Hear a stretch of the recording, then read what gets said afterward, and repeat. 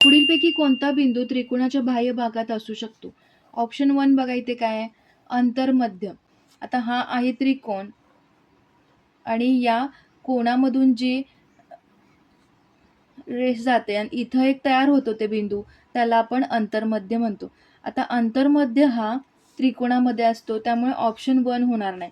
Option 3 बघा, शिरोबिंदू. बिंदू म्हणजेच काय, त्रिकोणाचे शिरोबिंदू कोणते असतात? हे त्रिकोणाचे शिरोबिंदू असतात. त्यामुळे ऑप्शन 3 पण होणार नाही, कारण हे त्रिकोणाचे शिरोबिंदू हे त्रिकोणावरती असतात. ऑप्शन क्रमांक 4 बघूया, मध्यगा संपात बिंदू. आपण जो त्रिकोणामधून जो मीडियन काढणार आहे, मध्यगा जी अशी काढणार आहे आणि इथं जो पॉइंट तयार होतोय त्याला आपण काय म्हणतोय, मध्यगा संपात बिंदू म्हणतोय. तोही त्रिकोणावरतीच असणार आहे. क्रमांक 2 बघूया, परिकेंद्र.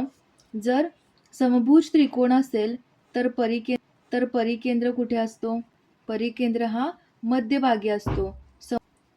त्यानंतर परिकेंद्र हे तो त्रिकोण कोणत्या प्रकारचा आहे, लघुकोन आहे, काटकोन आहे की विशाल कोन आहे यावरती अवलंबून असते. कोणाचा परिकेंद्र कुठे असणार आहे, तर तो कर्णावरती असतो काटकोन त्रिकोणामध्ये. आणि विशाल कोणामध्ये मात्र, विशाल कोन जो असेल, विशाल कोणावर मात्र परिकेंद्र हा त्रिकोणाच्या बाहेर असू शकतो. म्हणजेच आपलं उत्तर असेल परिकेंद्र.